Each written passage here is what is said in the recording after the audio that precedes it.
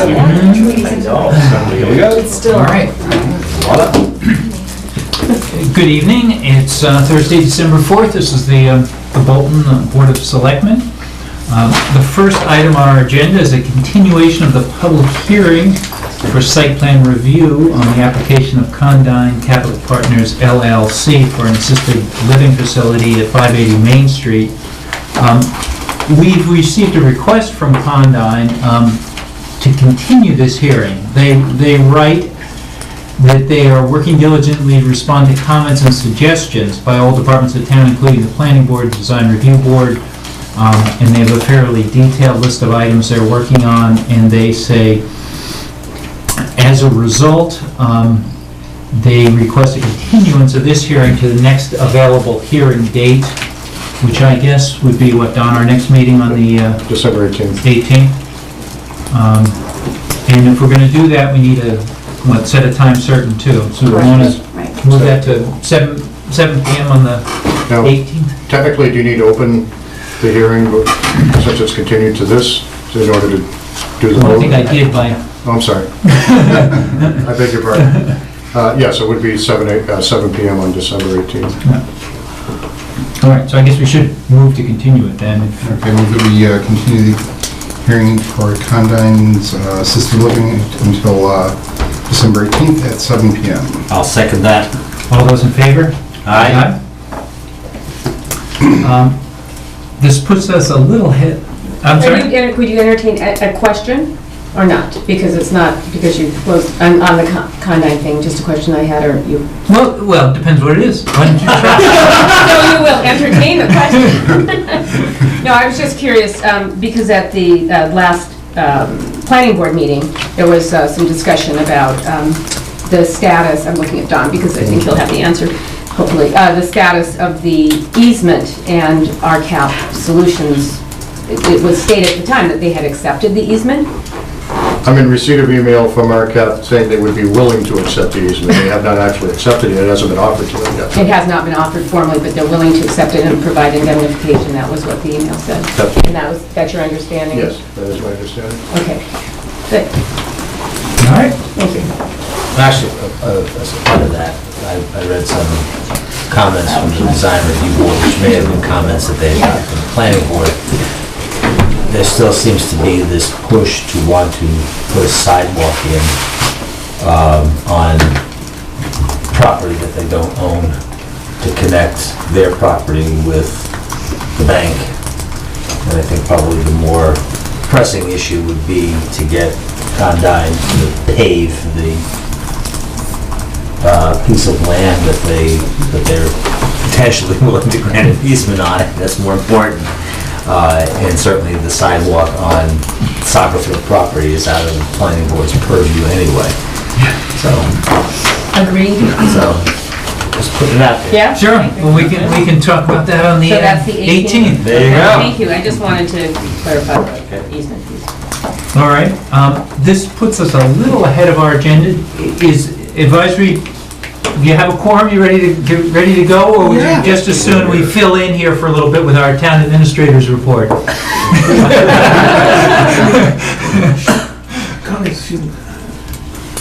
Well, she said she was going to try, so maybe. Take it away, Unaccustomed as I am to public speaking, just a couple of things, because there is one thing that we should wait until later on, but update on regional dispatch. Just wanted to say that we did meet with the consultant, I believe it was last week, the department heads. Everyone was able to make it, I believe, except for Chief Menzer. And we got an update from our consultant on where we are with the process. I think he's right on the mark as far as where he needs to be schedule-wise. He did say that he's met with 19 people so far in total, either in groups or as individuals. They've done sessions where he's captured what people see as the pros of doing it and the cons of doing regionalization. He's doing some follow-up interviews. He's got a couple of meetings scheduled. Up until today, the plan was to gather the department heads and I together again to get his preliminary report on what his recommendations would be. That was going to be on December 18th, but there are some things that he's still researching. So that's going to be pushed out until the middle of January. So we would not be looking at doing a report out from him on his recommendations until probably early February. So that, which is a couple of weeks further out than what I had anticipated, but it certainly would not prevent us from whatever his recommendation is. If it requires a follow-up application to the 911 grant people for actual implementation, we would still be on schedule, because I believe the deadline for that grant is April 1st, plus or minus a day. So we would be fine with that. One thing that I did ask, because it's been extremely important to me right from the beginning that everyone involved with this sees this process as open and transparent, regardless of whatever the recommendations are. So I asked him during the meeting if it was his belief that the people participating in this view the process as being open, and he said he did. He said, whatever people's feelings are about what direction we may or may not go, that nobody felt that this wasn't being a transparent process. So that was important to me. That's certainly been one of my goals. So did you have any questions on that specifically? Or?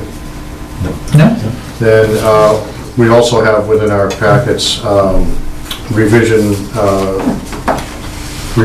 to the animals in town buildings and town vehicles policy. We had discussed this at a previous meeting, and we had said that if anybody had any suggestions, that they should get them into me, and Mark had some suggestions which I thought were good. So I wanted to make sure that they got included and then brought back to the board for final consideration and vote.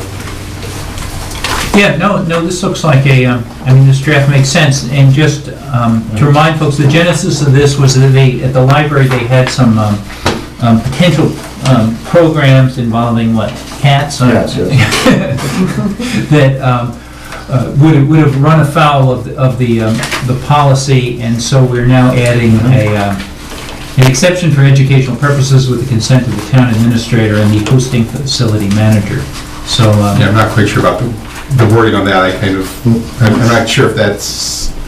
I'm sure it's sufficient. I mean, it certainly shows the intent of what... Okay, it shows the intent. Okay, yeah, I put it in there as a placeholder more than anything, but if we're happy with it. Yeah, Good. I'm happy. Okay. Okay. Well, we need a motion to... Okay, I'll move that we accept the updated animals in town buildings and town vehicles regulations. I'll second that. all those in favor? Aye. And one more thing which is not on the agenda, and it's certainly not filler, but just as an FYI, we had our pre-bid conference today for the solar RFP at the library. Ted Kirshner and Bert Schnitzler and our newest member, Tony, oh my God, I'm drawing a blank on his name. Thank you. And I were there. There were, I believe, 4 potential bidders represented. We handled questions at the meeting, and then we did a site visit to the landfill so they could walk the landfill and get familiar with it. So I have had requests from other people for the RFP who weren't present. So I'm feeling like there's probably, half a dozen or so companies that are interested in at least taking a look at this. And, the proof will be in how many final proposals we get, but it's nice to see that this is moving forward, and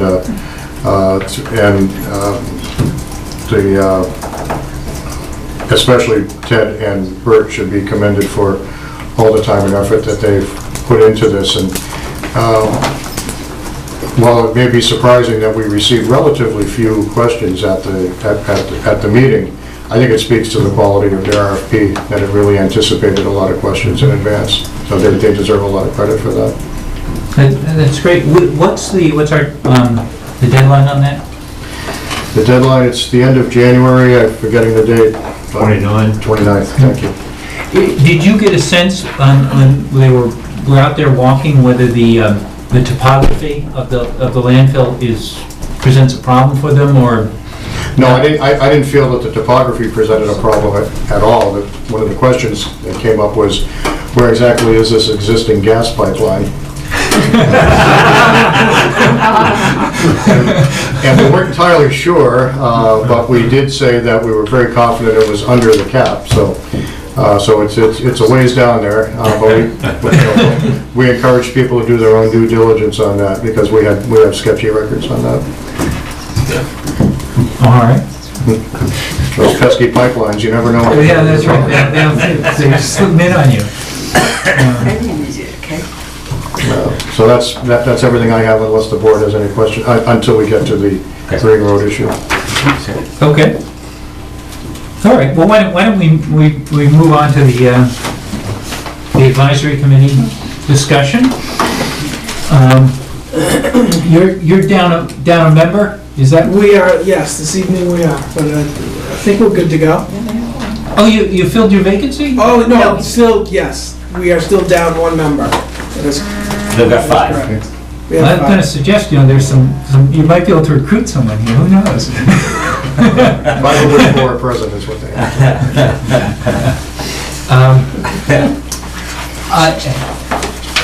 As we're starting this budget cycle for FY16, sort of hard to believe, Just seems like yesterday. right, we come into this year with free cash at $983,000, which is, I think, right, sort of in the range the state's suggesting, between 3 and 5% of the town's budget, though I think higher than what people had feared. I think one thing that advisory, there was sort of this sense last year, possibly as a result of Mr. Lindsay, that there's something wrong with free cash, and that you should avoid things that generate free cash, and you should avoid, just try to avoid free cash generally, and I think that that's wrong, and I think folks on advisory recognize this, but that we needed to run the town, to have a source of funds for capital projects, to avoid borrowing. And so while you may hear a drumbeat at your meetings to increase your estimates so that we're going to have less free cash in the out years, I sort of urge advisory to try and resist that. The one other thing that I thought that I heard complaints from people, and there's been a change in membership, so this may be sort of an old issue now, but that some people, and I don't know that there are many that watch advisory meetings on TV or on it's the computer. But among those who do, some say that aren't they getting beyond their mandate if they're talking about personnel issues, the Council of Aging, and that sort of thing? And I think that's a fair, comment, that it's one thing to sort of approve or disapprove a particular expenditure, but when you start to say, well, why doesn't a director take on additional responsibilities? I think that could be an instance where your, advisory would be going beyond its mandate. But I think that this, my only other comment was, I think our town accountant does a good job, and I think that we, an instance of our not taking her advice last year, which didn't work out, was in not having an article on the warrant to use free cash to pay for the snow and ice deficit, because the assumption was, well, there'll be enough turnbacks to cover it. And as things turned out, there weren't enough turnbacks to cover it. So part of our tax rate this year includes $108,000 to cover that deficit. But if we had listened to her advice, our free cash would be down and our tax rate would be down. So those are just my my thoughts. I don't know if you. Well, actually, the tax rate is a little bit lower. It is lower. It'd be even lower. Another 10 cents per thousand. Well, it's something. Right. But I mean, free cash. I mean, it's the 983 is 103,000 less than it was last year. And if you recall, we used to run amounts of free cash significantly higher than this, so we have gone down. Right? Now that you brought this up, I do vaguely remember that there is somewhat of a debate as to should the free cash number of 3 to 5% be at the end of the budget cycle when we use free cash to balance the budget, or should it be this number now? And I think, our accountant was advocating that we should have, in fact, a much higher free cash level at the end of the budgeting cycle than we did when we were done, where we were the $100,000 to $200,000, whatever it was before we got certified. So I think we still have to have that discussion too. But I agree with him. I think some level of free cash is necessary and good, and I think we've been running very lean. The fact that we've got $103,000 less than we had last year, clearly shows that we are continuing and have continued over the last decade or so to sort of squeeze the budget so that the stuff that's coming back, the returns are not as significant as they once were. Yeah, and I think, the point of us having this conversation now is important, given, where we were at the end of the year. And I would agree, the level of free cash, it is obviously a fine line on where is it that you want to leave it at, and then how is that going to impact the tax rate. I think collectively where we're looking, and stand to your point of consistently going through the budget and looking and squeezing. I hesitate to say that word, but we have gone line by line for an awfully long time, and talking with Dawn and the mandate of another year of level funds. From our position, our focus this year is the hopes of being more on the bigger picture, on the capital projects, not necessarily going the line by line, knowing where we've gone in the past year, and feeling confident. Yes, we're going to look in each department, but the idea is to look on the broader scope.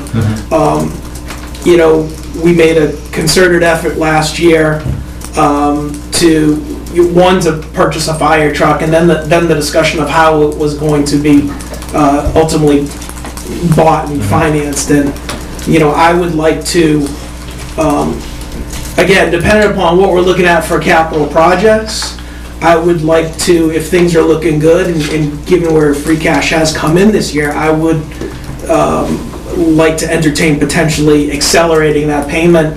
And I really haven't moved off of that position, because that was one of the major reasons why I was entertaining, some aspect of finance. So, I think we're talking on the same page.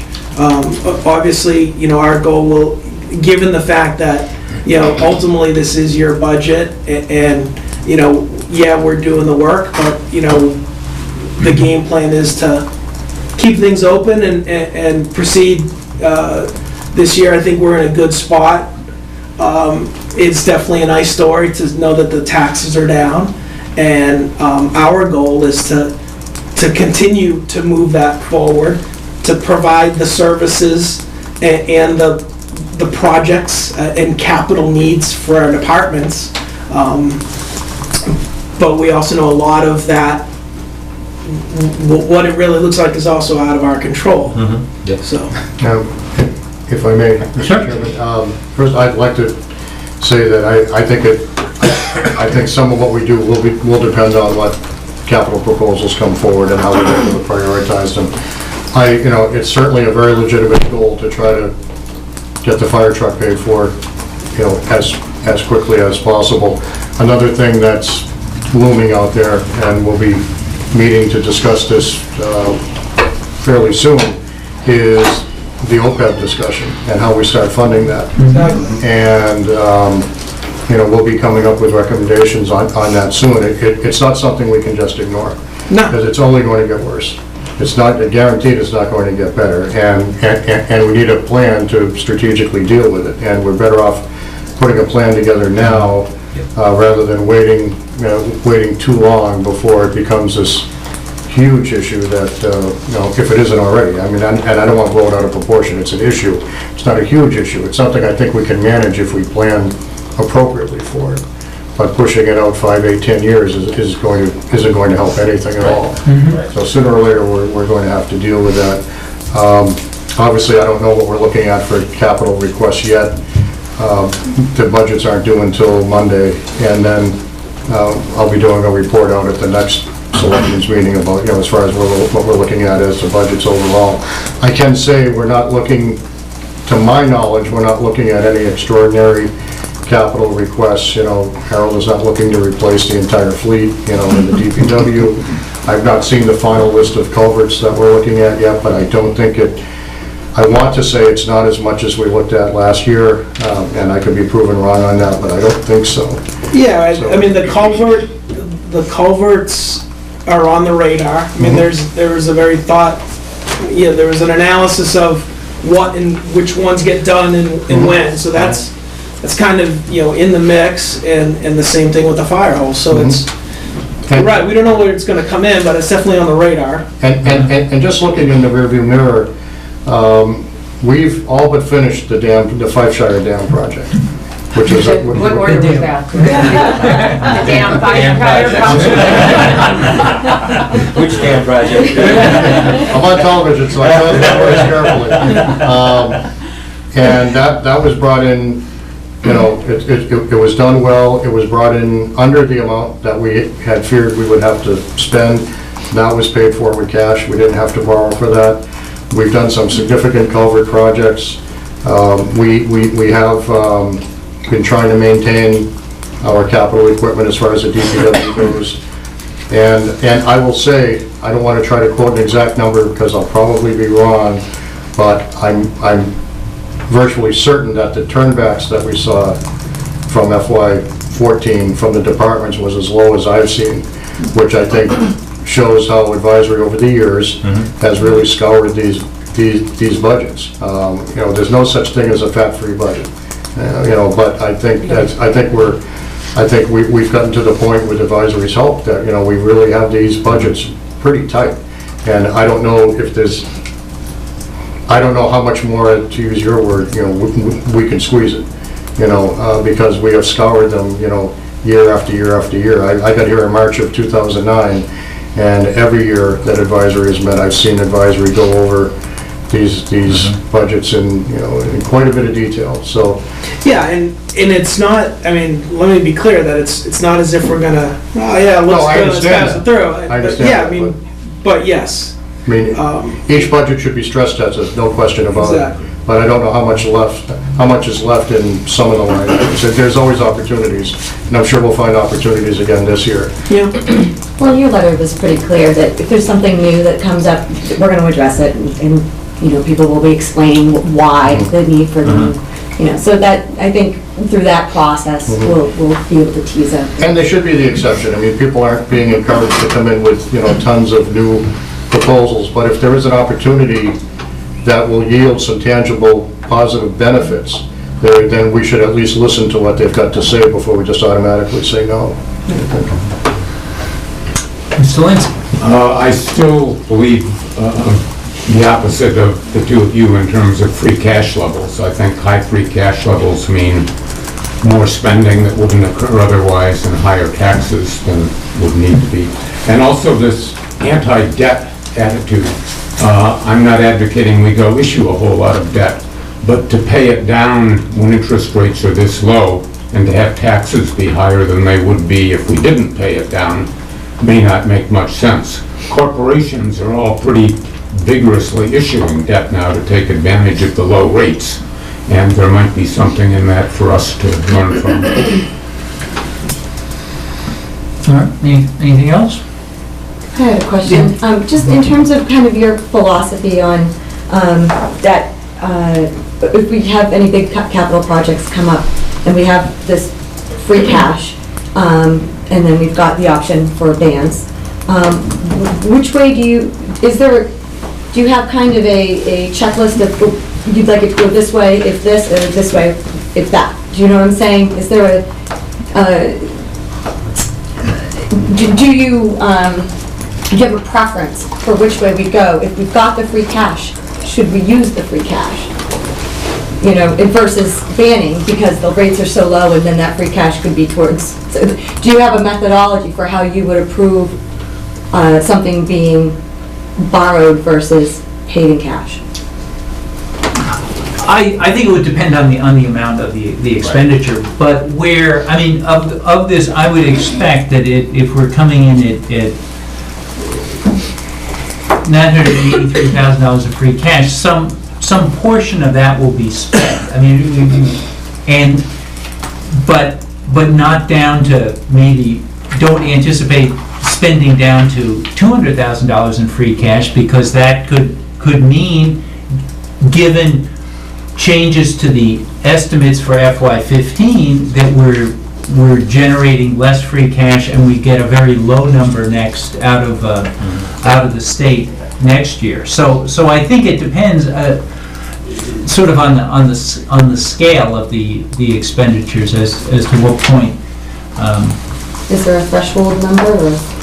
Well, do you have a sense of, you made the point of the 3 to 5% state level and the questioning of, is that the number before we start or where we end? So where would you guys lean in on that number?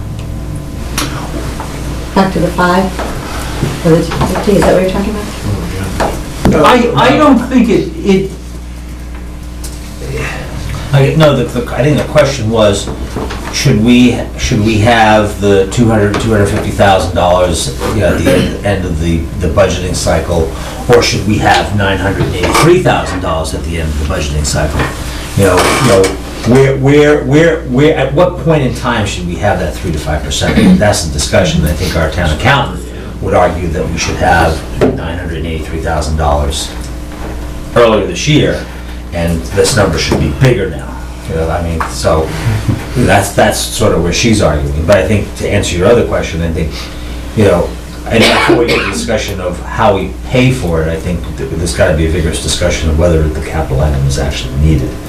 I think we really have to look at that and really decide, do we really need it, or do we really have to have it?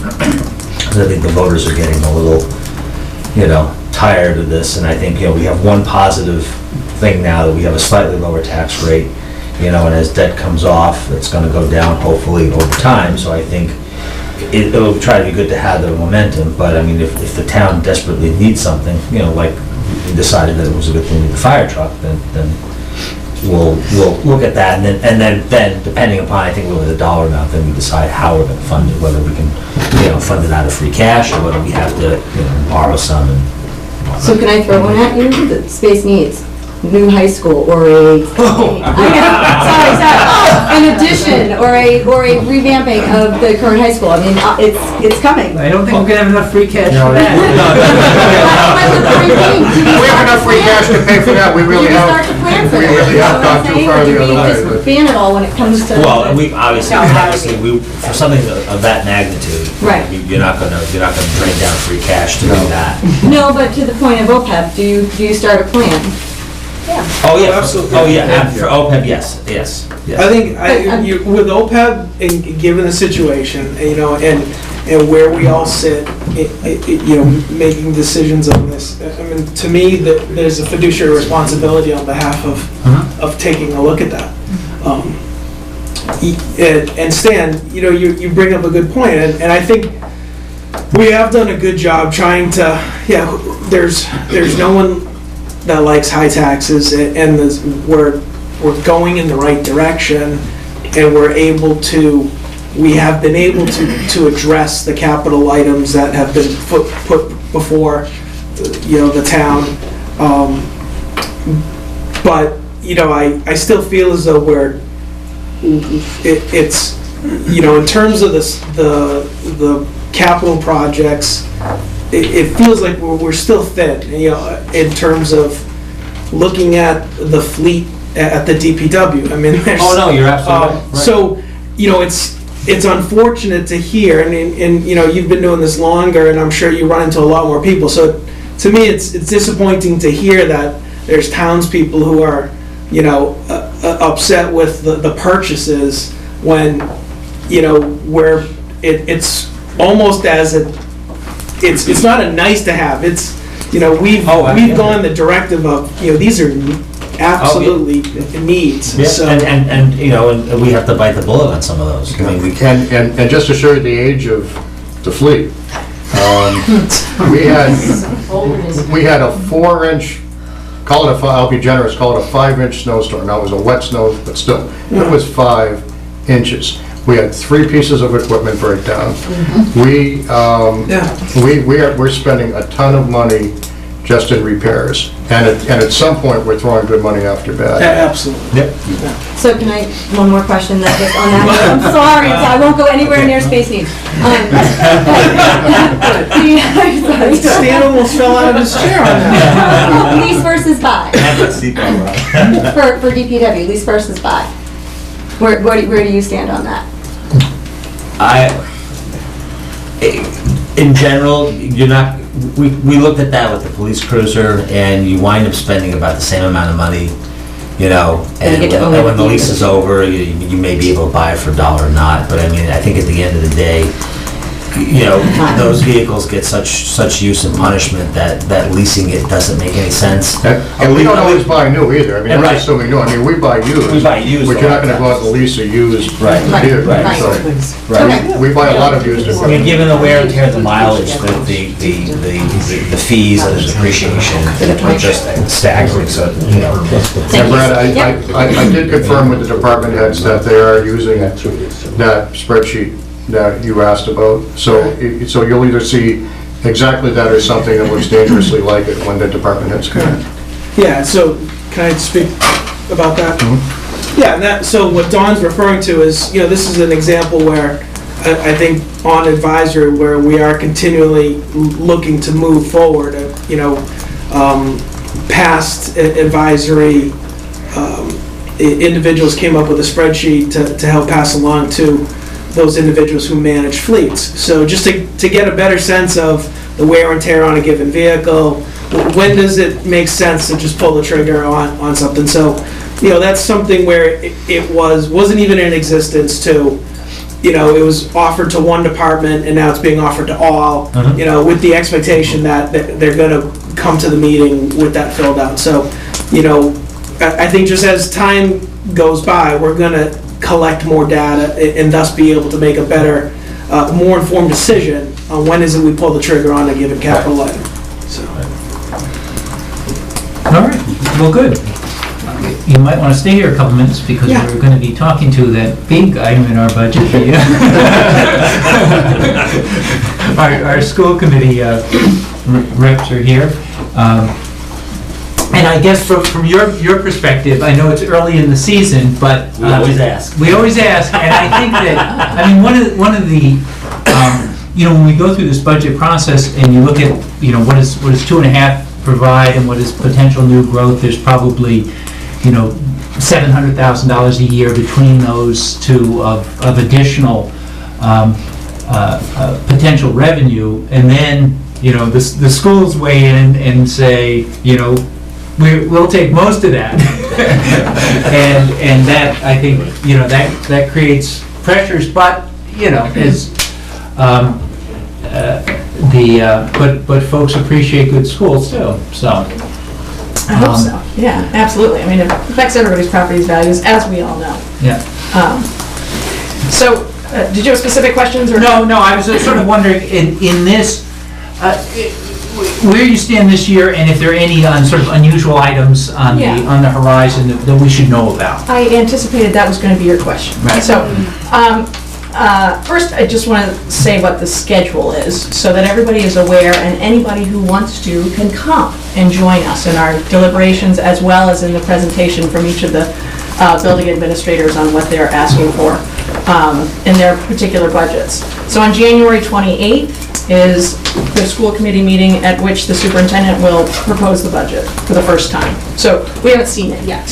And right now, in the interim between now and, excuse me, January 28th, he's working with each of the administrators in each building to work out their particular parts of the budget.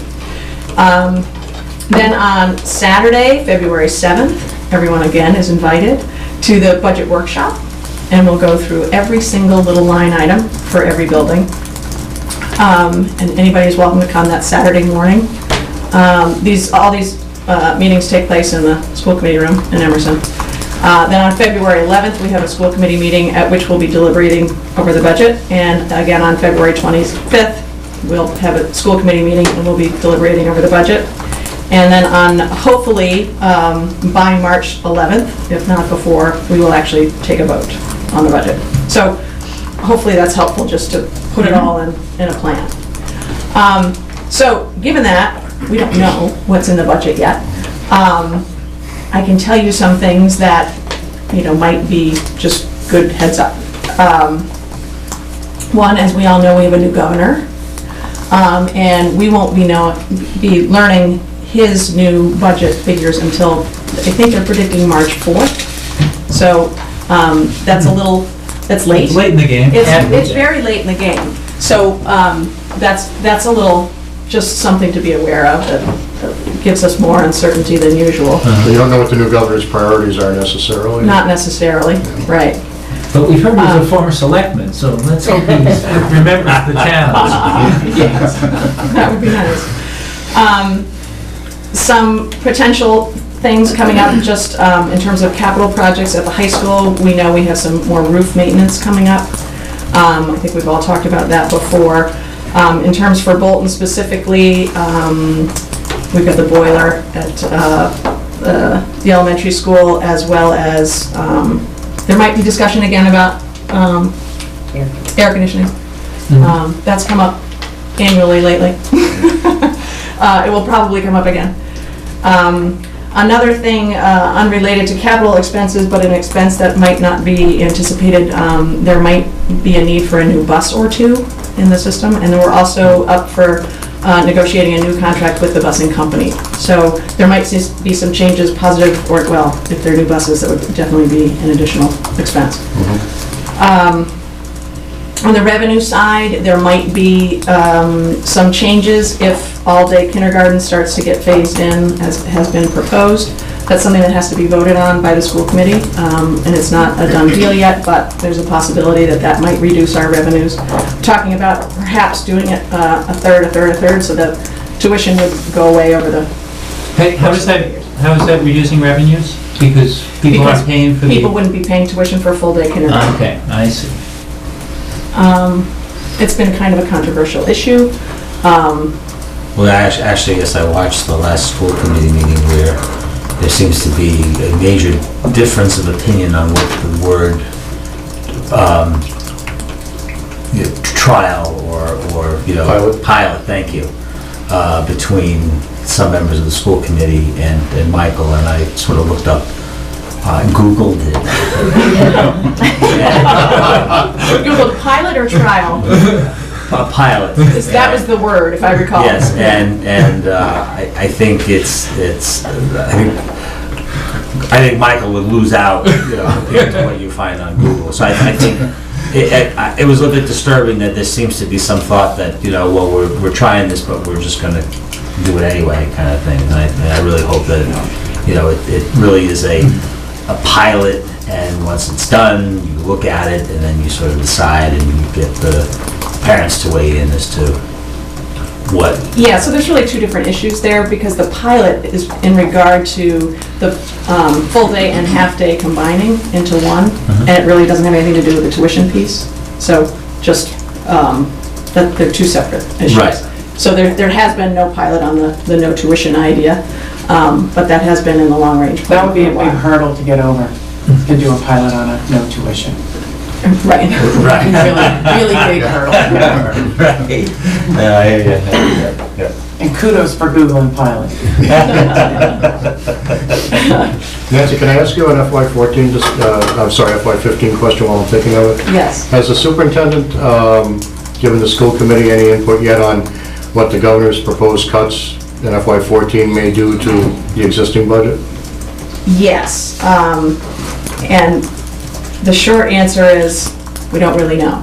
For the 14 budget, there should be No, 14, I no misstated. impact. I misstated, I Okay. meant Oh, 15. Okay, but for the 15, the part of the budget that is concerning for us is the regional transportation. Exactly. And that's, I don't know the answer to how that will impact us. I know that there's a move underfoot to substantially reduce the state budget in the education umbrella in general, but we don't know how that's going to impact us specifically. But if it does impact us, it will be through the regional transportation. Okay, that's what I assumed, but I didn't know. So as we move towards more full-day kindergarten, does that reduce the midday transportation costs? Well, if we, So there's some savings there to offset the tuition, loss in tuition? yes, potentially. However, I mean, It all ties together. in Bolton in particular, Mhm. I think we have 7 kids doing half-day right now, that's it. So almost everybody is full-day already. Okay. So we're not going to see a huge difference or impact. There's one bus, it's something, yeah. Hey, how about the issue that was raised, the potential high school, space needs, high school expansion, new high school? It sounded like, I guess this committee's been working on the high school space needs for a while, and then it seemed like out of the blue, there was this proposal to get something before the state for January, and where does that stand? Lorraine's on the task force. I'm gonna let Lorraine handle That would be the baton. So, I want to know directly what your question is, so I answer it directly. Can you tell me what the direct question is? Why don't you fill us in on what the task force is, where it stands right now regarding a new or expanded high school? Okay, so we have been meeting for about 9 or 10 months, and during those months, our charge was to gather data to understand how the school was being utilized, where the deficiencies were based on the curriculum that's offered through the high school, where the deficiencies in the building kind of tied the curriculum so we couldn't move things forward. And we were getting some of the data, but we weren't getting a lot of the data that we'd been asking for. So as a result of not getting that data, we felt that it was important to kind of slow things down a little bit. And I don't think that the discussion point is, are we going to build or not build? I think the discussion point is, what do we need to do in order to support the program?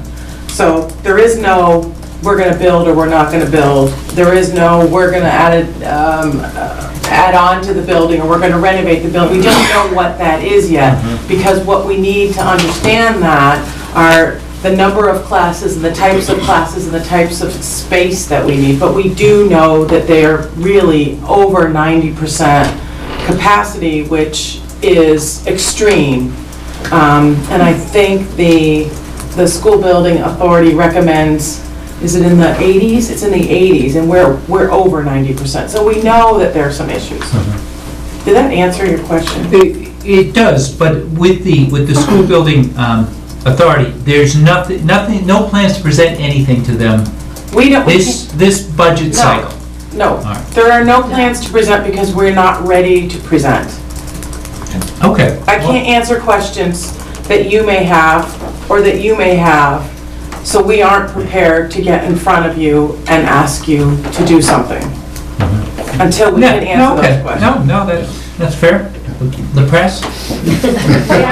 So, if I understand, I don't usually cover schools at all, but I was Well, just that's okay, you don't have to answer right now. I know, but I just wanna, yeah, we weren't getting the data. So you're looking for building deficiencies as related to the curriculum, but you said we weren't getting the data. Why weren't you getting the data? How are you gonna go about getting the data? Why weren't we getting the data? I think we were getting some of what we were asking for, but I think it's such a big project that I think everyone has their particular things that they want to see. And I think we all needed to just make sure that we rallied and understood what each group each constituent in the room needed to understand. And I think we're getting to that point. And if you want to talk to me more about it, I'm happy to talk to you after the meeting. Thank you. So, you know, I guess my question is, Oh, I'll answer. there was, in the past, there's been some confusion on the difference between level funded and the level services. And given what appears to be the confusion of the word pilot and trial, I can understand that now. So I guess the superintendent of the town for the past at least 4 or 5 years has put forth a directive to the town departments for a level funded budget. Do you guys have a sense of what the superintendent is passing out to his lieutenants on a charge to move forward with the budget? Well, yes, I can tell you level funding won't be happening because we already have, but level, what was the other term you used? Service. Level services is happening. Because we already have a contract with the teachers union, which, and keep in mind that in our budget, it's 80% of our budget, that our human resources. No, Nancy, So 80% of our budget has already been committed to a 2.25 increase for next year. all right, so, and I understand. We're not having a level. All right, so, I understand that there's certain, and that is a big one, there's no doubt. So absent of that, and the town, you know, falls into that category as well, not as to a high degree. But again, the directive coming from the town administrator is a level fund budget. So there is a clear difference on where the budget goes year over year when those two different words are being used, where the town is working off of a level fund, and they have got contracts and salaries and COLAs that they have to adhere to. And the superintendent is putting forth a level services. And Brad, I'm going to jump in on this one, so you tell me if you want me to step back, and I'm happy to do that. But I think this year's going to be an interesting experience when it comes to the budget process on the school committee. I think a lot of people feel a little more confident to be able to ask some of the questions that they weren't certain to ask before. But as far as the service level, that's not going to change. It can't change because we're at a certain point. But as far as the funding of that, I think that's going to be an interesting conversation and discussion. Okay. And in all honesty, I'm not on the finance subcommittee anymore, but I would love for you guys to call me and tell me where you have questions, and I'm happy to bring them forth. Fair enough. I have a number. I know you do. The talk about the high school being overcrowded. There are 100 choice students in the high school, maybe 8% of the population.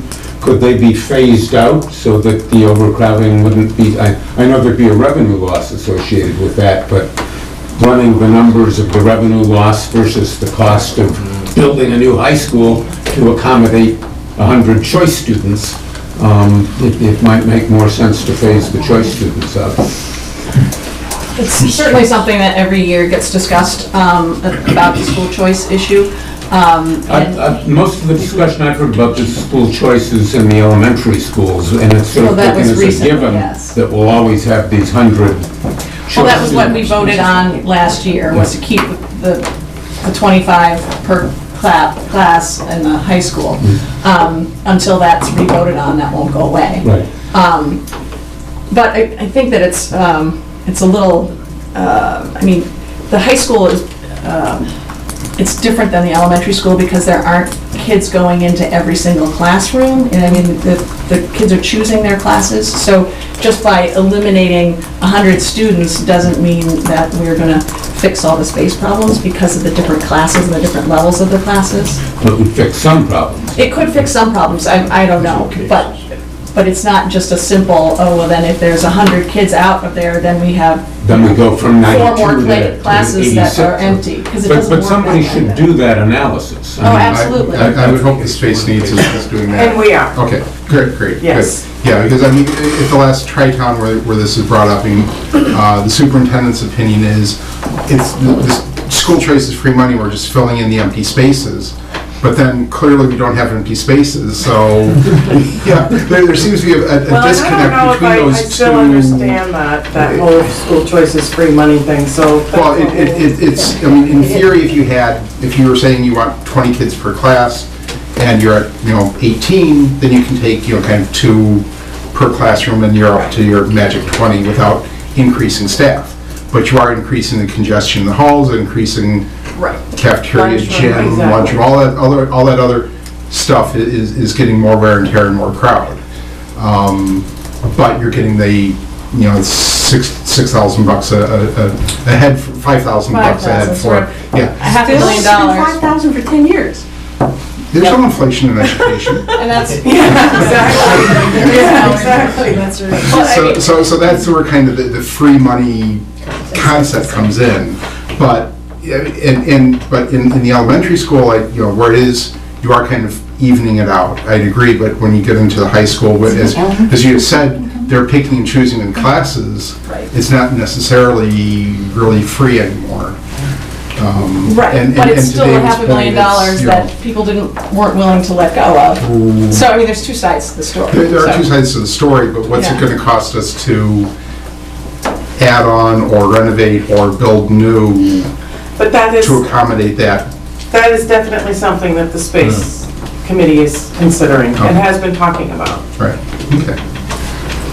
Just as a point of clarification, is there a separate committee then looking at the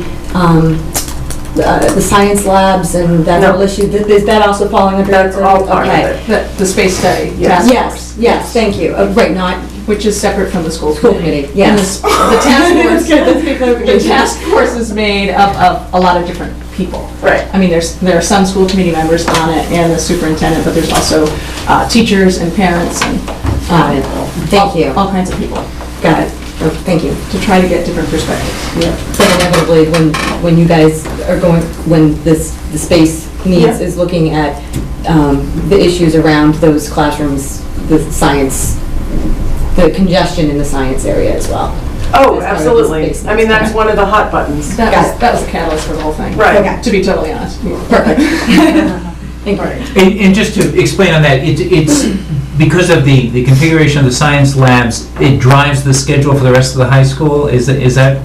Well, yes, in a sense, because a lot of the lab classes have a lab attached to them, so it's not just the 5 periods a week. It can be up to 10 periods a week.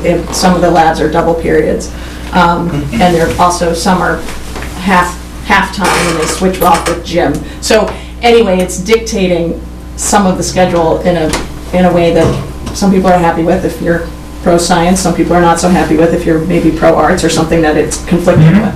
But yeah, that's, The science labs, it's not just the space, it's what's not in the science labs that's the consideration. There aren't, there's no hookup for the emergency water or the showers. There's no drain in the floors. There aren't ventilation hoods in some of the rooms, so we really have to look at this seriously. Right, yeah. That was part of the discussion the last time with the science lab. Yeah. It was the infrastructure of those rooms, Yeah. in addition to the number of rooms. But it's not just the science labs, it's it's the kids sitting in the hallway in the cafeteria.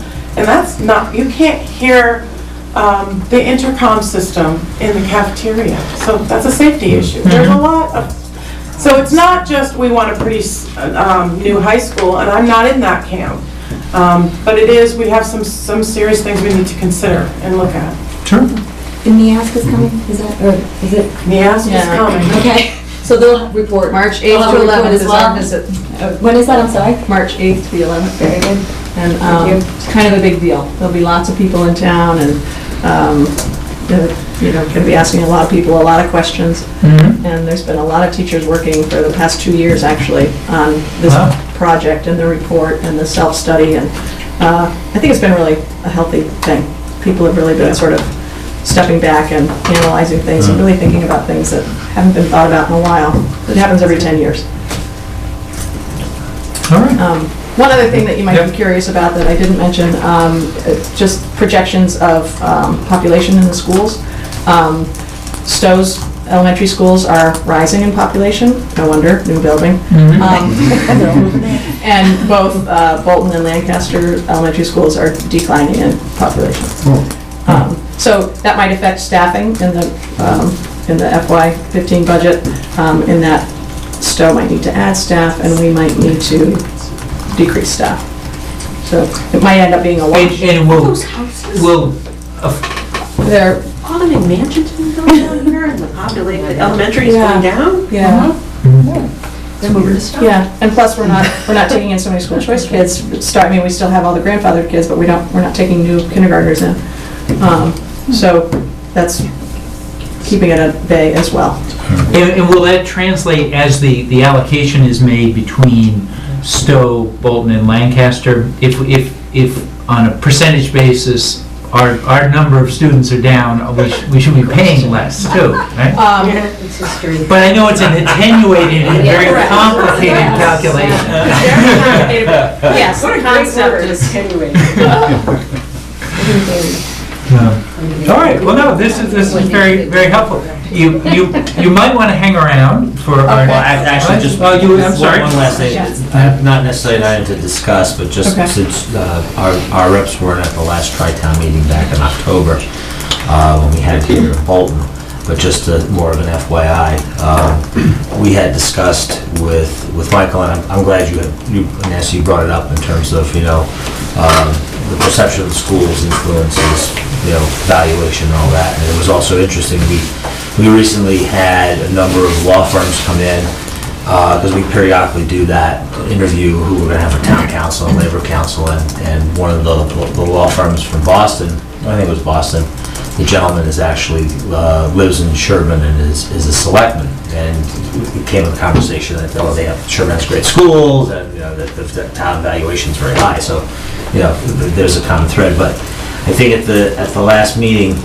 we discussed, and we discussed in the past how Neshoba ranks amongst everything else, and we sort of decided to focus more on how the Department of Education, ranks all of the schools and districts in the state. I think that's probably a closer representation, and probably fairer than looking at Newsweek and Boston Business Journal and everything else. And there is a difference between how our own Department of Education ranks our district and our schools versus some of the other ones. And I think, we had talked to Michael and George about that, but really didn't get a clear answer. And I think moving forward, probably at the school committee meeting, which is now, not school committee, but the Tri-Town, which is in January. January 10th.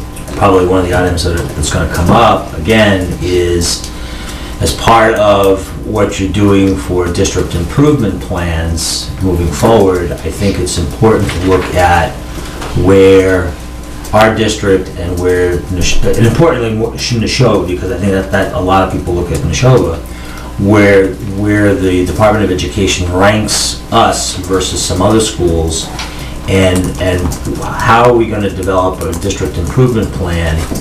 And it may be an artificial number, they do a lot of calculations too, but I think a lot of people look at that. What's the plan to get that number up?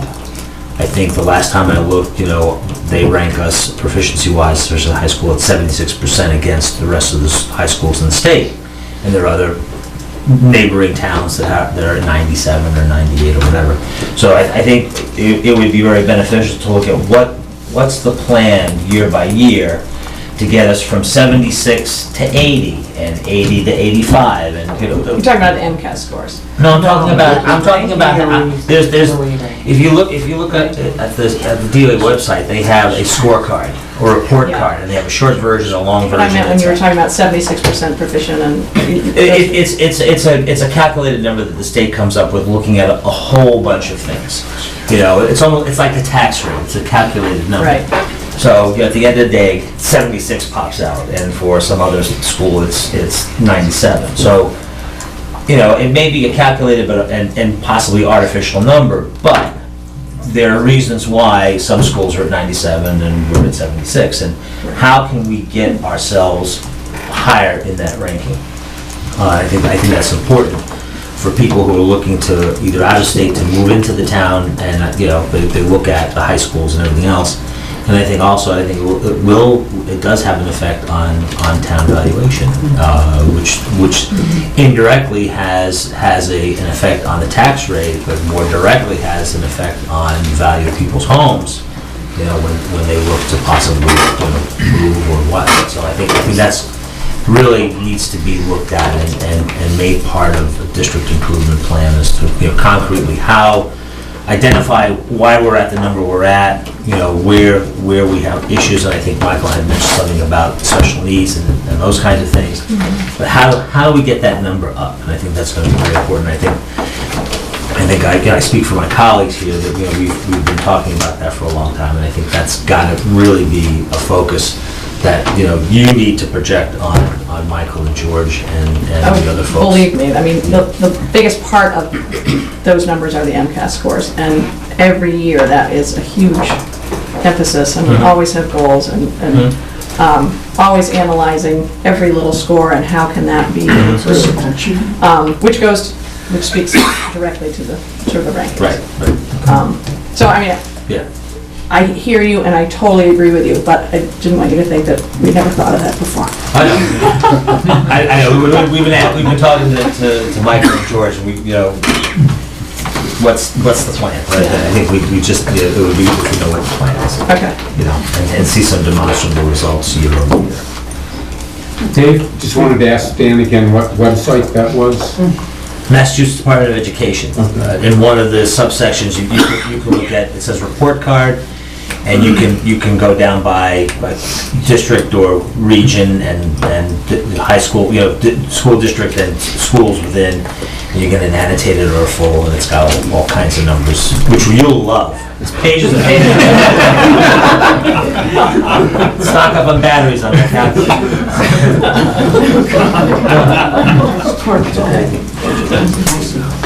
All right, I think I want to take a little bit out of order here and go back to the town administrator's report, because he has a school-related issue to report on, indirectly.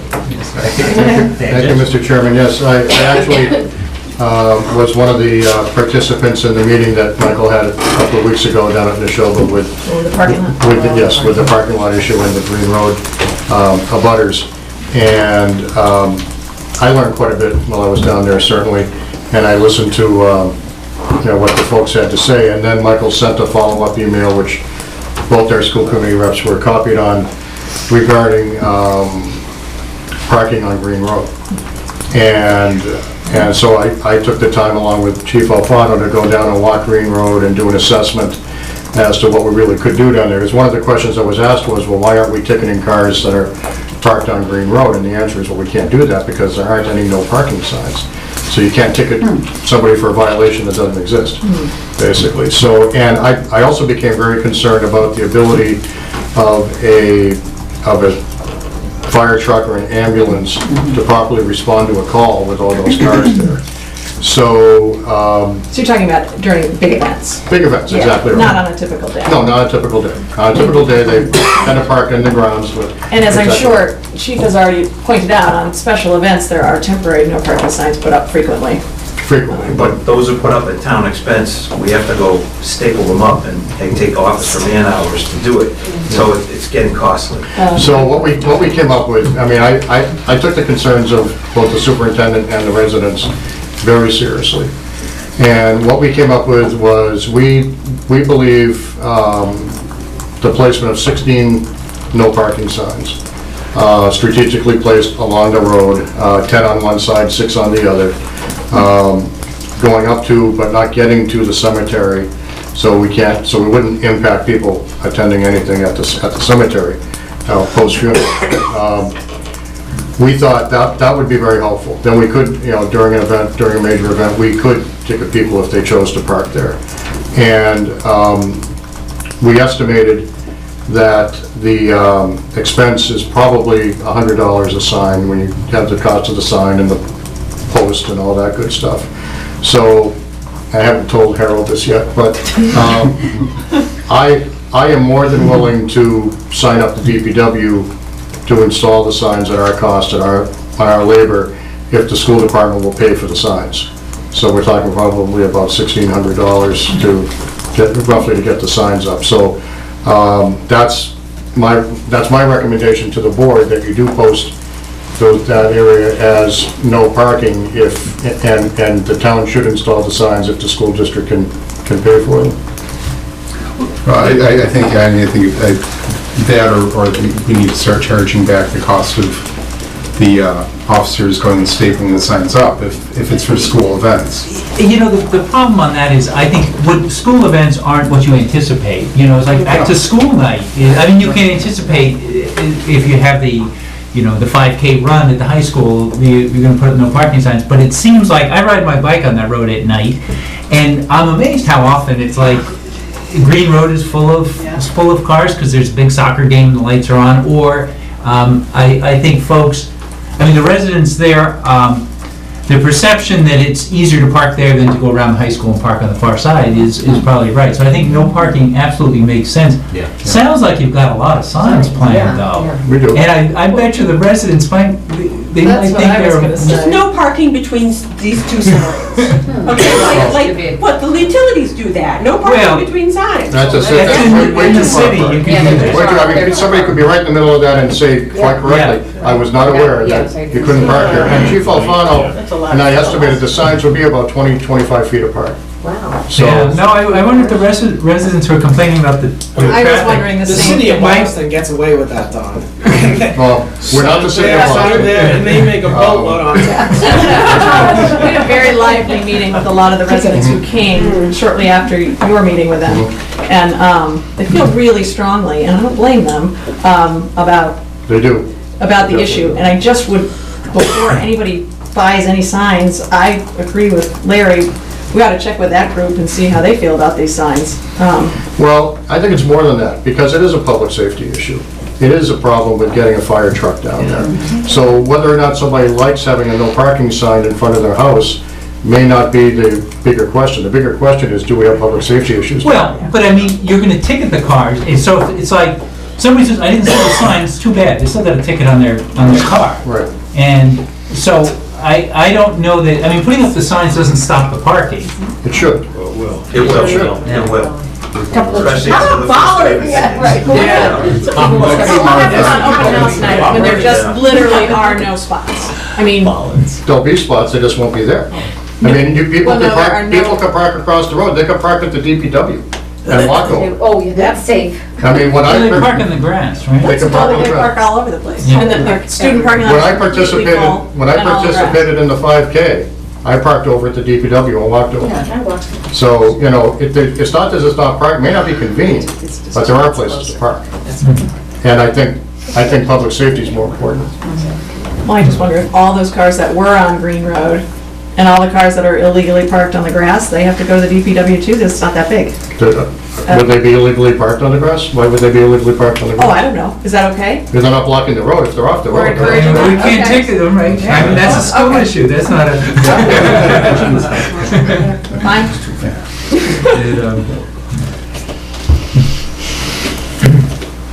Is there an upshot? If we're trying to solve a public safety issue, this is the way we do it, in my opinion. I'm not the chair. So you don't, I kind of agree with Nancy, it's like, the residents ought to weigh in before the 16 signs show up. So if the residents say, playing devil's advocate, if the residents say, we don't want no parking signs here, then we don't put them up. No, and we but solve if it- they and we solve say, the safety hey, issue. can you get away with, 8 instead of 16, and... Well, Chief, do you have some thoughts on this? Or maybe they're I always green have and thoughts. attractive. Chief, can we get you to please say a few words? Yes, just a suggestion. Clearly, the placement of the signs would be aesthetically looked at. A suggestion would be to perhaps go out with the DPW and school facilities representatives, take some small orange stakes, go out there, put where the suggested locations of the signs would be, so the residents could actually see them. And if the residents had a concern on the sign placement, individual sign placements, they could certainly bring that up to the town administrator. I do have to point out that the topography of the area, it's very spread out. It's not, like the houses are not close together. There's a lot of woodland, so most of those signs would not be like right next to somebody's mailbox. There's only one that'd be on the right-hand side. Yeah, so I really think that with careful sign placement and kind of pre-staging with a little stake, I think everybody would be happy. Nick? So Larry, you just said putting up signs won't stop parking? Okay. And you're saying the cars there? Well, not, cars being there is a until people public get safety tickets. issue? Okay, so you think the signs will keep... Well, I mean, I guess we'll have to see, but I think eventually, the beginning of the process, I mean, if after the first crowded game at night, people are still parking there and they're saying, oh, surprise, I got tickets where I parked where I shouldn't, then that's not less likely to happen the next time. The cost, pay for the cost. It's $15. $15 for the first offense. Yeah, I personally, We should increase that, huh? We can do that. If there's a different soccer game, whatever it is, it's a different town coming in, so they'll be ticketing there.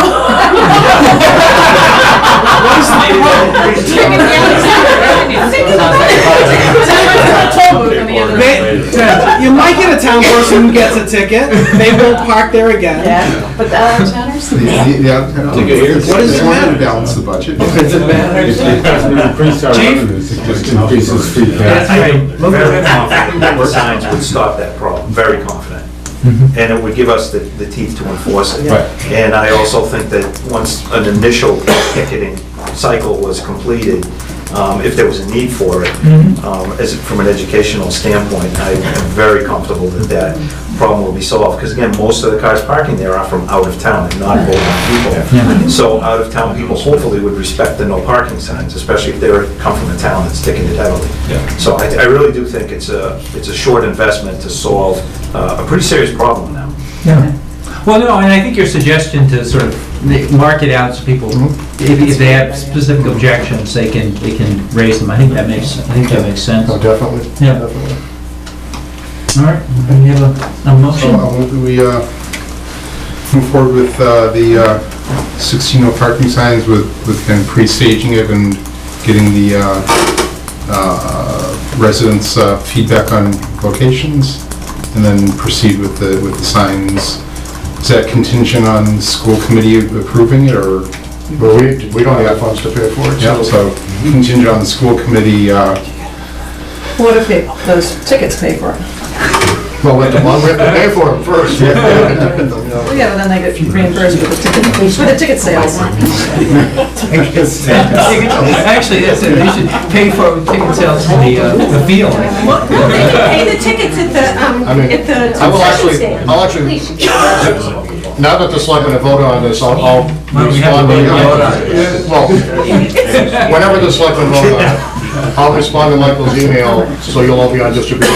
Michael will get the response from me, and then he can, weigh the options of whether or not he thinks it's, it's money well spent or not, and then. I think the motion is good obviously with the condition that the School committee agreed. the district pays for the signs and the town pays for the labor to install. And I'll second that. Okay. All those in favor? Aye. All right. All good. Thank you. We're done too? I think so. Unless It's you a want public to... meeting, you can do You're it. welcome. Animal containment issues on 23 Harvard Road. If not tonight, tomorrow. Good night now. Yeah, tomorrow's good. Okay, thank you. The next item on our agenda is a discussion with Nan Norsine regarding animal containment at 23 Harvard Road. You want to come up, or you? Oh, I can stay here. Okay, that's fine. I think the last time you were in, perhaps we jinxed you or something, because... won't take long, because it's a different group's problem.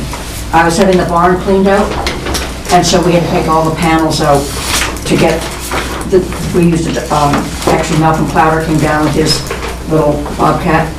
So it took him 2 days, so we had to take all those, all my petitions out. So all the animals were in the barn without any hooks.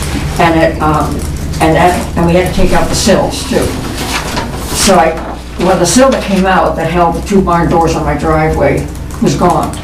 So I drove 2 rebars down what I thought was far enough down.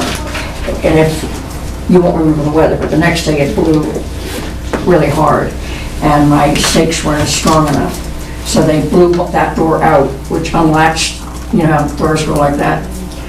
And you're lucky it was just 1 horse, because all my sheep got out. So if they'd followed the horse, it would have been 20 sheep running up the road too. But they went the other way, thank heavens. So before I could catch the horse, I had to catch all my sheep who were trying to break down the lamb barn. My sheep, I don't want bred for show. So it was more than you even saw. And it's a one-time problem. This was what happened on November 18th? Is this what you're talking about? Because, we actually, the folks in Town Hall put together a list since 2008. We've had 37 different violations. For different animals too. There were way back then. Oh, yeah, all sorts of different animals. Yeah. But most recently, there was a horse loose on October 20th and then on November 18th. And so the explanation you were giving us was which of those dates? Well, the first one I explained, the horses learn how to open this latch, which I've taken a lot of people down there, and no one can figure out how he does it. This one was a total accident, because I was cleaning out the barn, and so nothing was the way it had been. Yeah, no, I understand, but I mean, so this is, you're describing the most recent incident? Yes. Okay. What, I mean, when you say we're lucky, we're lucky, but who's lucky are the people on 117 that we didn't have a horse here and an accident? The horse doesn't go to 117 ever. He has a mare he loves up on Green Road. Well, I mean, the concern continues to be that we could have some, egregious accident if as a result of a horse escaping, and if he ended up going the direction you don't think he's going to go. I mean, it seemed as though you had this under control, but every time there's a different explanation, but it does seem to be sort of a chronic problem, and I guess our concerns sort of public safety overall. What can we do to make sure we're not... This was an accident in the sense that we were doing something we weren't usually doing, so it was not a repeatable accident. In other words, I was cleaning the barn, I didn't have my sills in, and I drove it, so it's a one-time problem. And I don't think it obviously isn't going to happen again, because the barn's going back together again now. I think, though, in Nan's defense, if you look at the spreadsheet, I mean, there quite a bit happened in 2008. Yeah. Well, I had coyote and it went down a little bit in 2009 and 10, but this year there have been, and we're almost, thank goodness, at the end of the year, 3. So I think, the problem hasn't totally gone away. Oh, no, we've seen improvement, and it was just sort of, disappointing after the last time you were in. It seemed like the problem... This was a totally different problem. The horse didn't, it wasn't even the horse, everything got out. I mean, it wasn't just the horse doing something. He didn't do anything. The wind blew the door open, and about 45 animals got loose. Only the horse went up the road and the sheep went around into their field, thank goodness. Chief, do you have thoughts on sort of this issue? Well, I've had very many conversations with Susan Latham, our animal control officer, on this. It does go in phases. It has gotten better. But also, I can personally recall 3 accidents where people have been injured due to horses or sheep in the roadway. I don't want to see a 4th. The problem right now appears to be the same horse, and goes to the same place. And the people who own the property where the horse goes are not pleased at all. To the point where I think they would have legal recourse against Nan. So, Nan, if that at all can drive Nan to do a better job on securing her horses. At one point, the Board of Selectmen had ordered the building inspector to go down and do a review of fencing, remember way back. That seemed to help because there was a professional looking at the secure or lack of security. The onus is on Nan to secure that horse. And I agree with you, if there were a catastrophic accident, the financial loss, never mind the personal loss, Yeah, he's to Nan would be insured. devastating. So He's insured. well, there aren't any insurance companies big enough, let me tell you. I think the onus should be on Nan to contain the horse. And as a board, Susan has had incredible patience. There have been fines issued on a regular basis to Nan. So between the legal threat and risk and between the fines, I really think that money could have been used to pay for better ways to secure that horse. I really think it's unfair to the residents of Bolton to have the police officers tied up for over an hour chasing horses around, not to mention the disruption in the roadway. And it's not fair to the residents, particularly this particular house where this horse likes to go, to keep experiencing this, so. Well, actually, that reminds me, I don't remember when, but it was some time ago. Maybe Susan, you can let me know if I'm correct or not, but didn't we have a discussion that that Nan had some horse of a particular breed that was somewhat troublesome, and there were some options to look at possibly moving that horse to some other locale? Are we talking about the same horse here? Yes. Because we did have that discussion some time ago. I don't know if it was quite some time ago, but we did. And I think one of the things we had asked, Nan, if this problem continued, that there might be other facilities that would be better equipped to deal with this particular horse. And if this is the same one we're talking about, then maybe that discussion has to be brought back up again. Well, that's what part of this cleaning the barn out is moving the horse to a new place where he has much more security. It's on the roadside, which has all been re-fenced since this all started happening.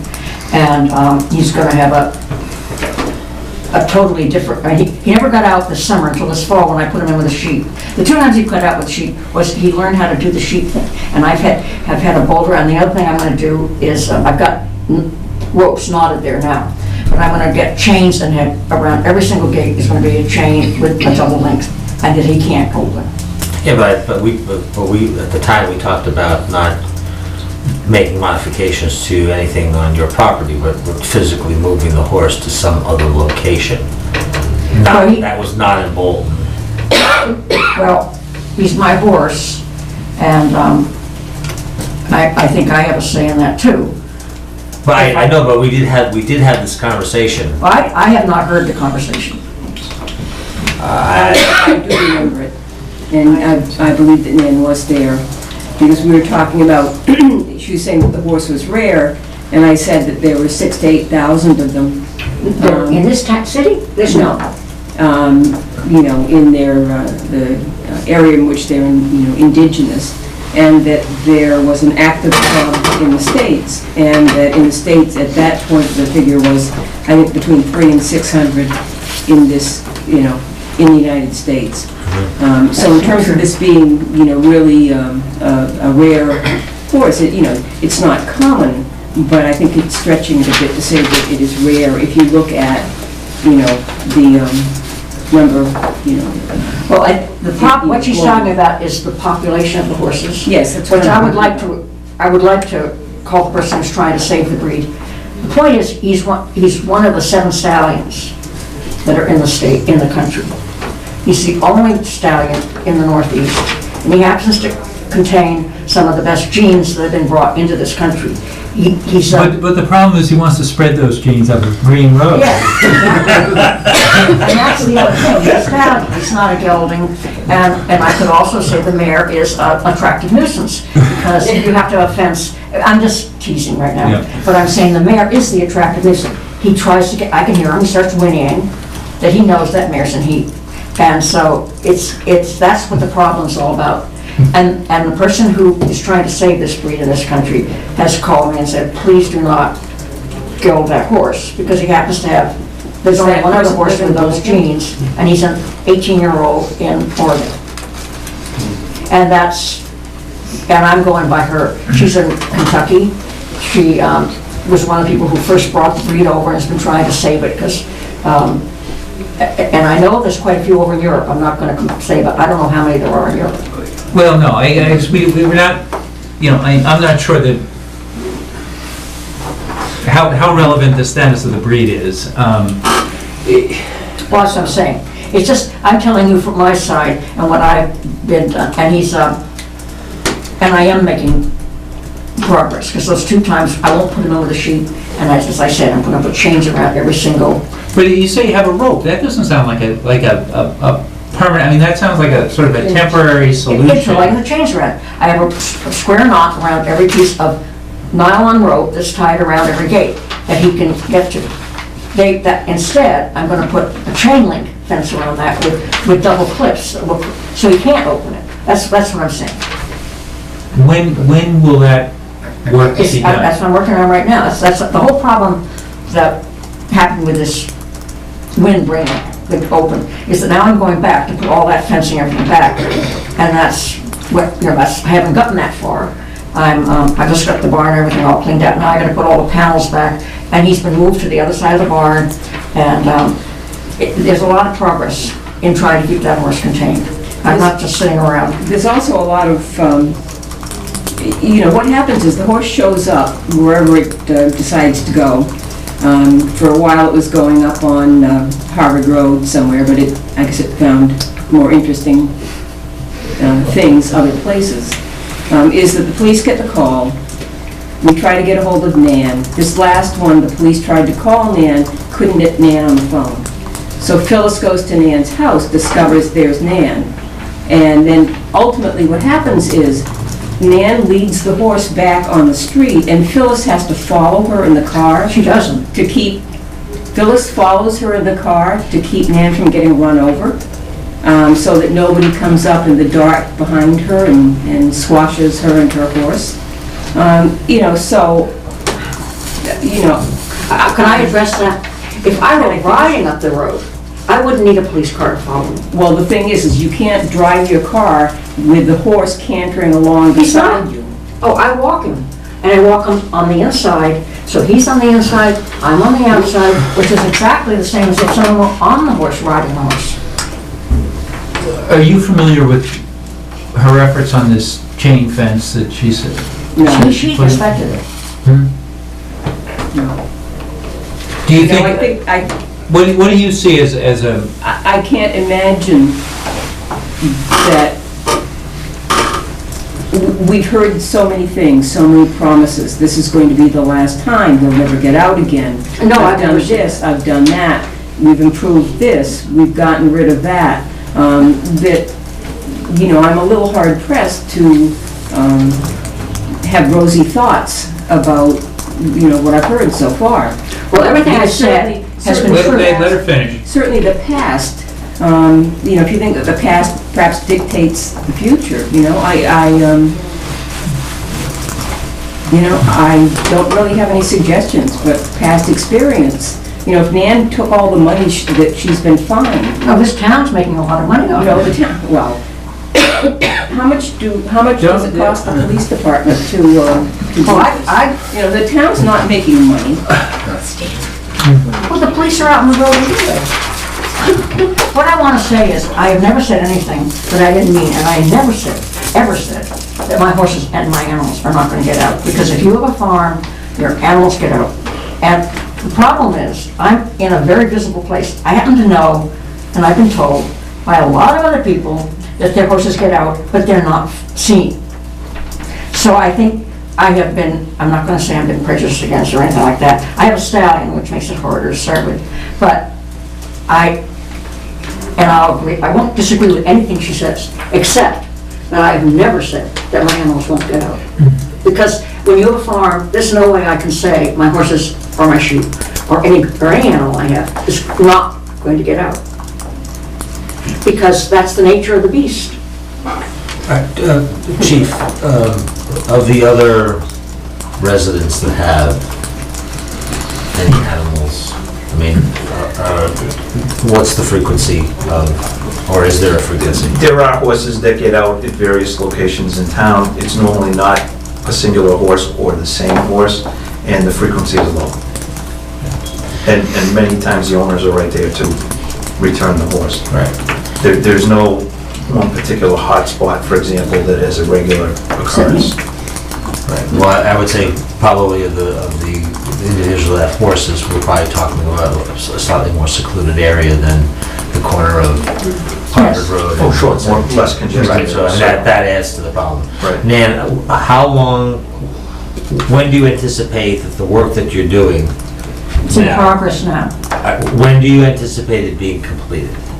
Well, as far as the horse being locked in, it has been done.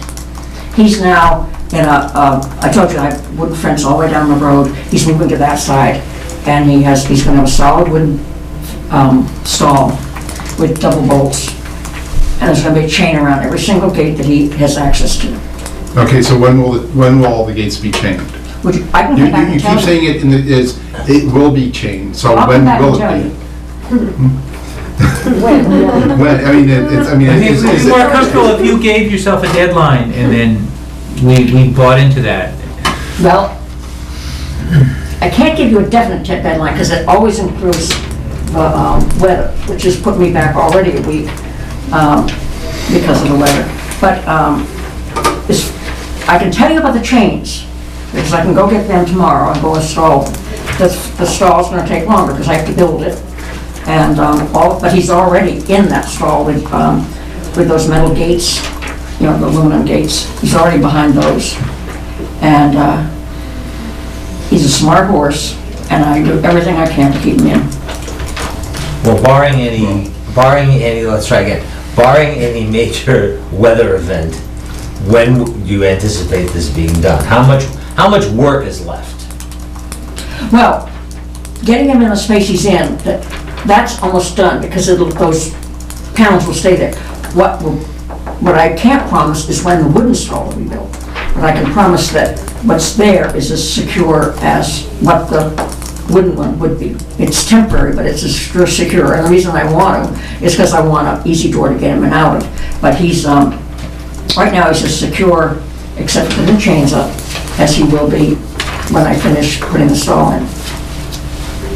That I can say. And I've never said anything that I didn't believe or try. And I did put up the fence that has held both sheep and horse. The horses, like I said, the horse has not gotten out this year, except through that sheep pasture, which he'll never do again, because that's where I've been tying it. So it's a double thing, and he's never tried it again.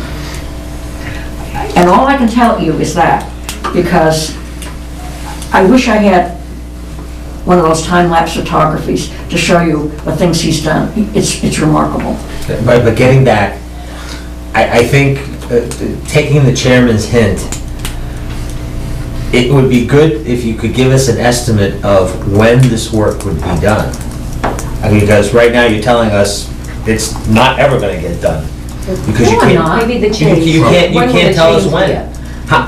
If you started tomorrow and you had, reasonable time each day, and barring weather events, is it 3 days, is it 3 weeks, or is it 3 months? Chains go up in the week. The panels go right back in because they're all my sheep. And that's what, when the wind had, all my animals were together. I had 25 animals there. Luckily, like I said, the sheep, they followed my horse. We would have had all of that, but they didn't. They went the other way because the other ewes were there.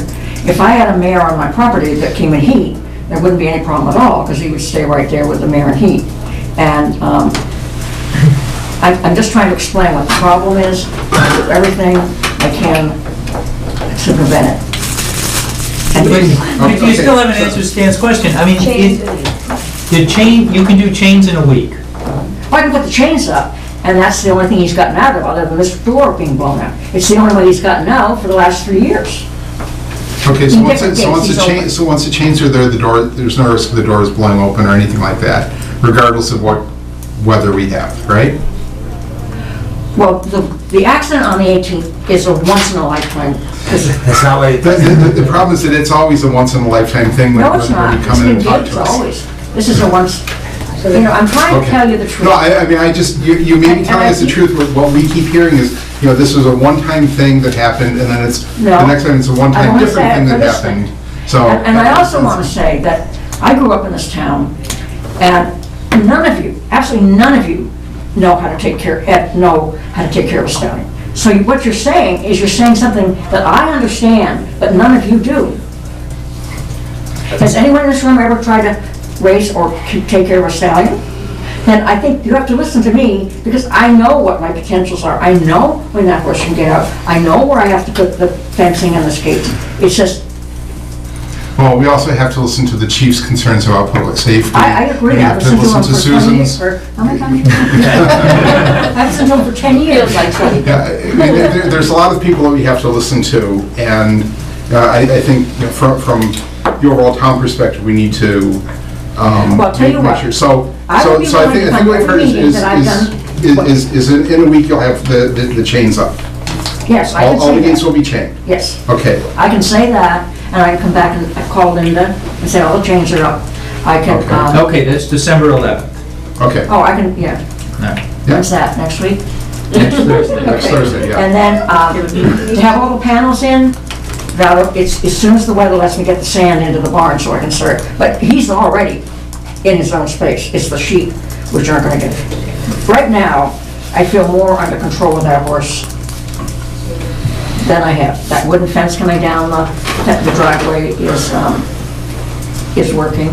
The fence that Sue saw us put up and quite a few other people put up, that's working very well. And how many times has he been out this year?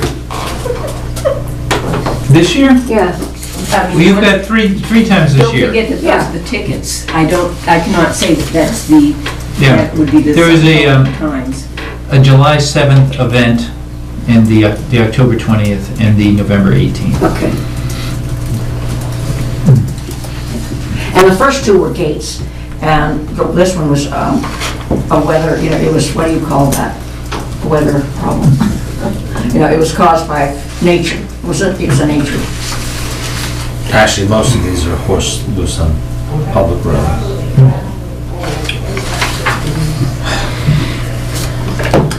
What I also want to ask is, this horse, I watch his little tracks. He trots right up the road to this person. I wonder if a person was on it, traveling up it. I've been hit. One of the worst accidents I've ever had with a horse was I got slammed into by a pickup truck while I was on a horse. Now, isn't that just as dangerous?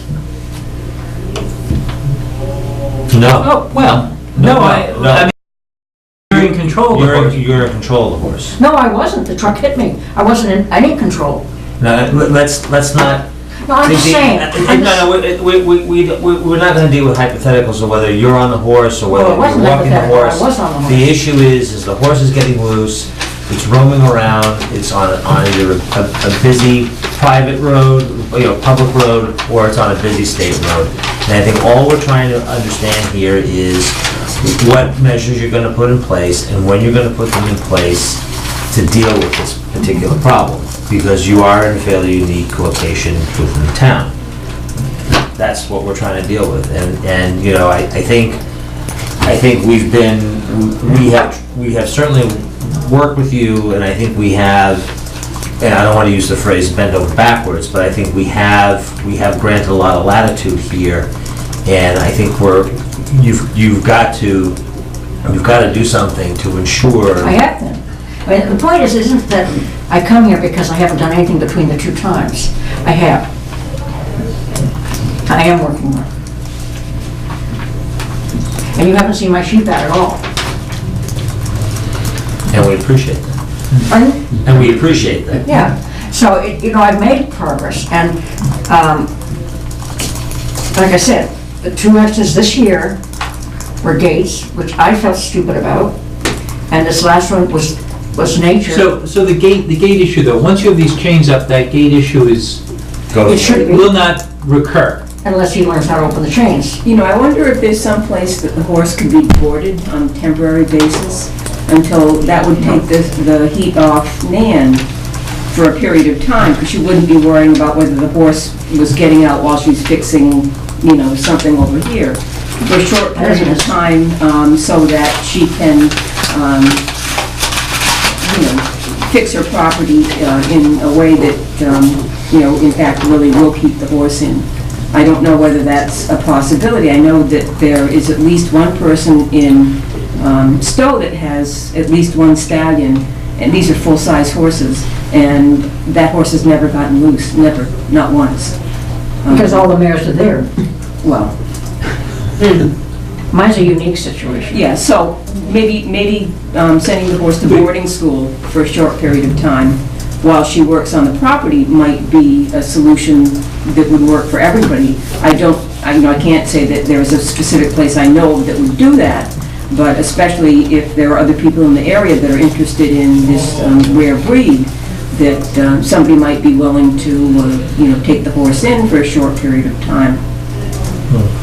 You seem resistant to this. I am, because I think I can contain the horse. I have put him in other places, and he's gotten out of those places.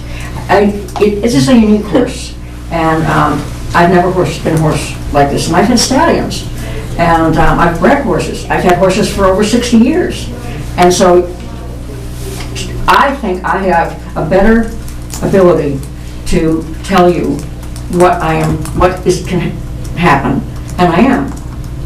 But it's not, I had him up at Harvard for a while. He kept getting out of that fence, and it was electric.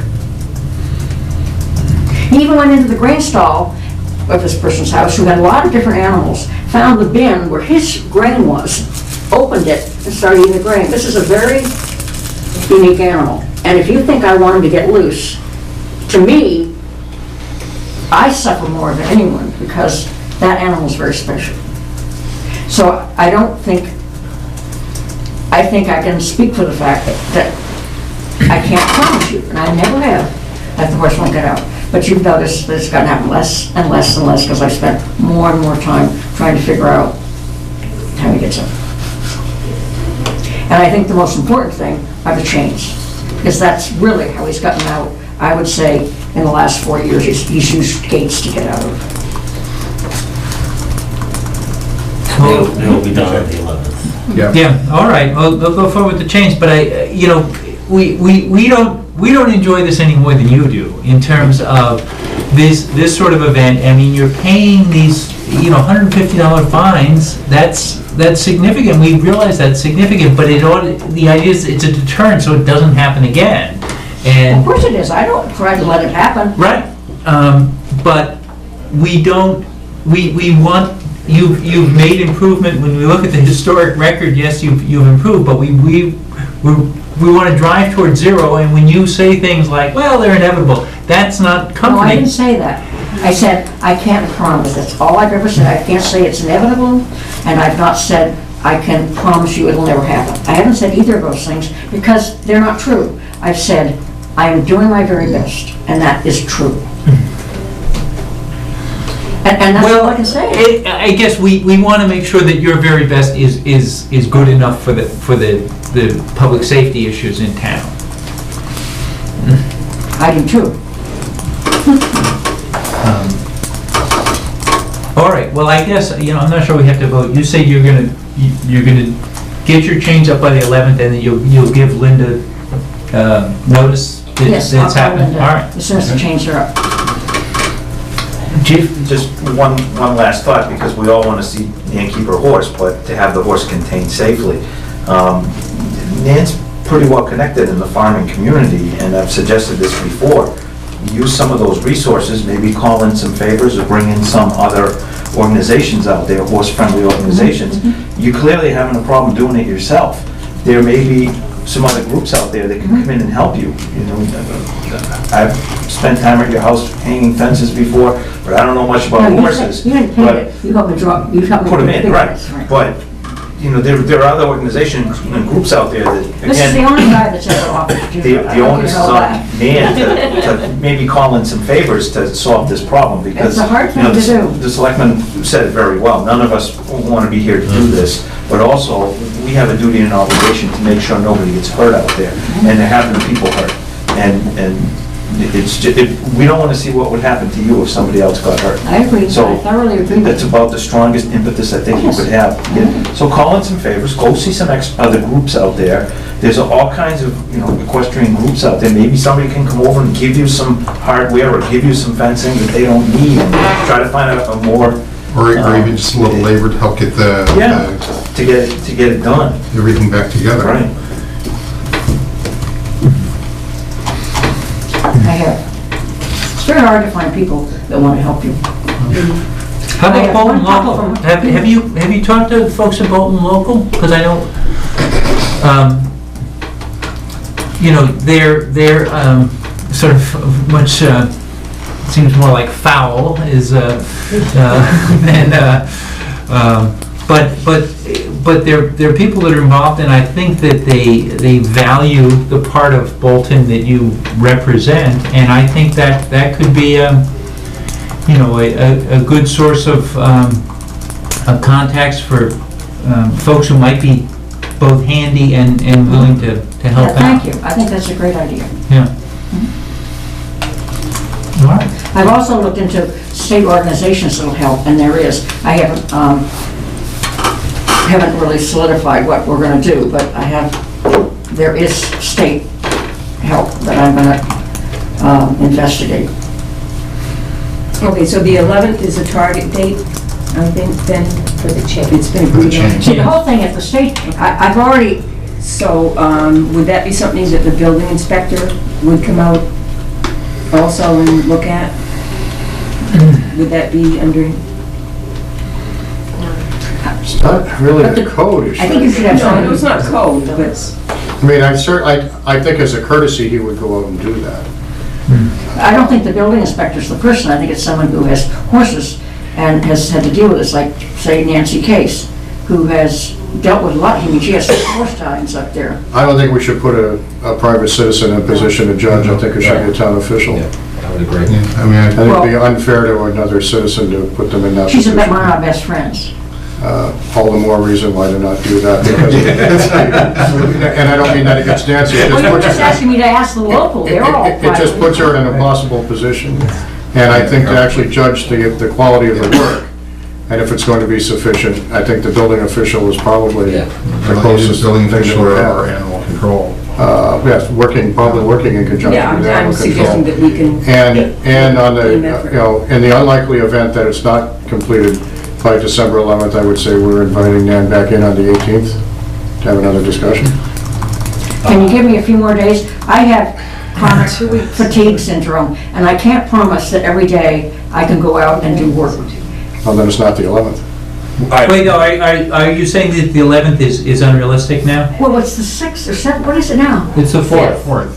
Okay. So it's a week. Yes. It's next Thursday. Okay. So it's 7 days. Okay, no, that's fine.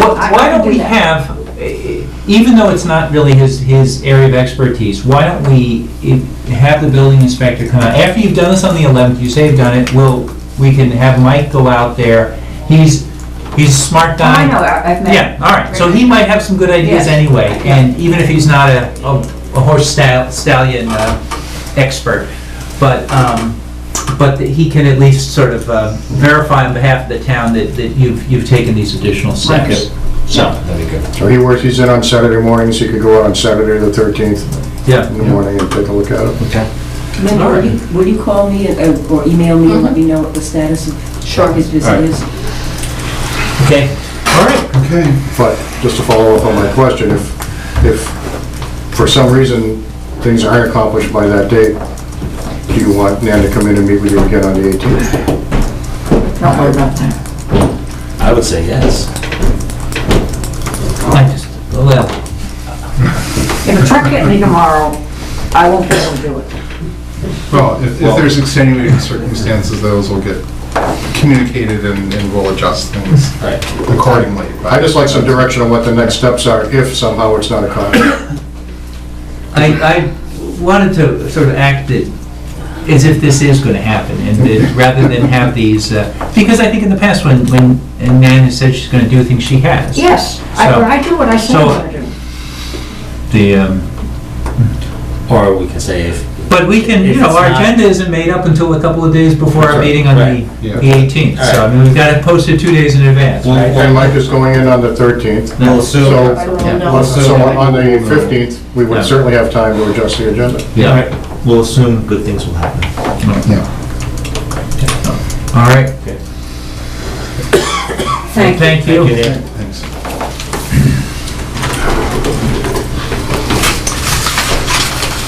Let's see. The next item on our agenda is Board of Selectmen business, approval of liquor licenses. So the selectmen have 7 liquor license renewal applications to review and approve. We support liquor licenses, but, believe me. I definitely support liquor right now. So will we after this, huh? And the licenses that are before us are for the International, it's an on-premises license for Flotinis, an on-premises license, a on-premises license for Neshoba Valley Spirits, which is the winery, off-premises license for Bolton Country Cupboard, off-premises for Dagenham Liquor, on-premises for Twin Springs Golf Course, on-premises for Great Brook Farms, Inc., Slater's. All of the license holders currently meet the criteria for release as far as taxes go, and none of the licenses would be released until all the appropriate paperwork would be submitted relative to things such as passing their annual inspections or providing proof of insurance and that type of thing. And we've had no violations this past year from I'm any not of aware these of any folks. violations. All right. So these renewal applications will be forwarded to ABCC, and then the board would execute the actual license at your next meeting on the 18th. All right. So do we have to, You do have to Okay. vote on these and sign them, yes. all right. Can we vote them as a group? I don't see any issue reading that. I move that we approve the 7 liquor licenses as previously listed. I'll second that. All those in favor? Aye.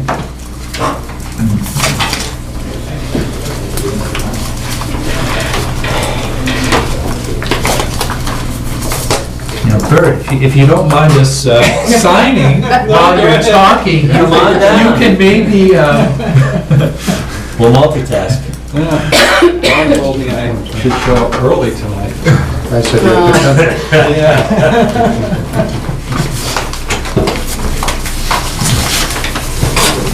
Okay, so. Let me guess, you want money. Yeah. didn't get enough last time. No, didn't huh? get enough last time. Actually, we got the next check, which was $22,152.89. We depleted some of our funds in order to buy the new lighting for the studio, so we'd like to take that amount, and then we'll leave ourselves a little cushion, and this will fund us for December, January, and February for this year. usually let us keep the 89 cents. I know. Been taking it Okay, all. so I'll tell you what, $22,150 even. Oh, he's giving us $2.89. $2.89, but you owe me a couple copies, okay? Actually, you mentioned the lighting. Yeah. I guess was the last Tri-Town meeting. Whenever we were in the Houghton building, we went upstairs and took a look. Yes. You guys done a nice job with the studio. Thank you very much, yeah. Very impressed. Yeah, Good job. and we used it on a couple of shoots already, and we'll be using it on some more, so. Okay. I move that we release $22,150 to Bolton Access TV. I'll second that. All those in favor? Aye. Aye. Thank you very much, Aye. gentlemen. Great. Thank you. Thank you. See you. All right, well, we don't have an executive session on our agenda. So any other matters? No? Actually, well, just the little public service I typically do. The Bolton Boy Scouts rely very heavily on bottles and cans that have deposits on as their main source of revenue. And I know there are a lot of people who bring their bottles and cans up and put them in the bin for either glass or aluminum. If you could just segregate them out and stop at the little red building on your way out, the Boy Scouts would be greatly appreciated. Great. On that note, I move that we adjourn. I'll second that. All those in favor? Aye. All right. We're done.